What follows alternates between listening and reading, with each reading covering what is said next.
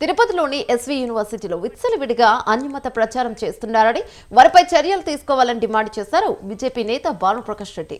ఎస్వీయూలో మత ప్రచారంపై వీసీని కలిసిన బీజేపీ నేతలు అన్ని మతాలు సమానమేనని, అయితే టీటీడీ స్థలం ఇచ్చిన చోట అన్యమత ప్రచారం ఎలా చేస్తారని అన్నారు. అన్యమత ప్రచారాన్ని ఆపకపోతే భవిష్యత్తుతో తీవ్ర పరిణామాలుంటాయని హెచ్చరించారు. వెంకటేశ్వర విశ్వవిద్యాలయంలో కొందరు ప్రొఫెసర్లు అన్యమత ప్రచారాన్ని ప్రోత్సహిస్తున్నారు. విద్యార్థుల్ని అన్యమతంలోకి రావాలని చెప్పి బలవంతం పెడుతున్నారు.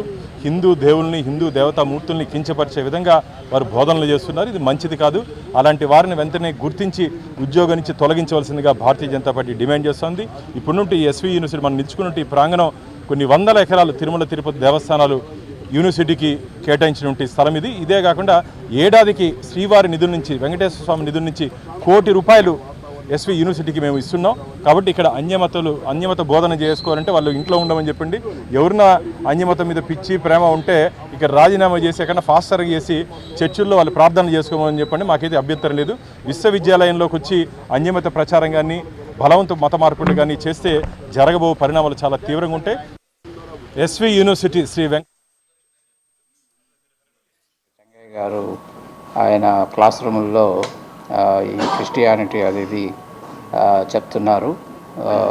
స్టూడెంట్స్కి మెసేజెస్ అవి పంపిస్తున్నారు, ఫ్యాకల్టీకి అది అని. అంటే సరే మీరు రిప్రజెంటేషన్ ఇవ్వండి, మేము విల్ కండక్ట్ అయిన ఎంక్వైరీ అండ్ ఎంక్వైరీ రిపోర్ట్ వచ్చిన తర్వాత మేము యాక్షన్ తీసుకుంటామంటే వాళ్ళు నా దగ్గర రిప్రజెంటేషన్ ఇచ్చి వెళ్ళారు.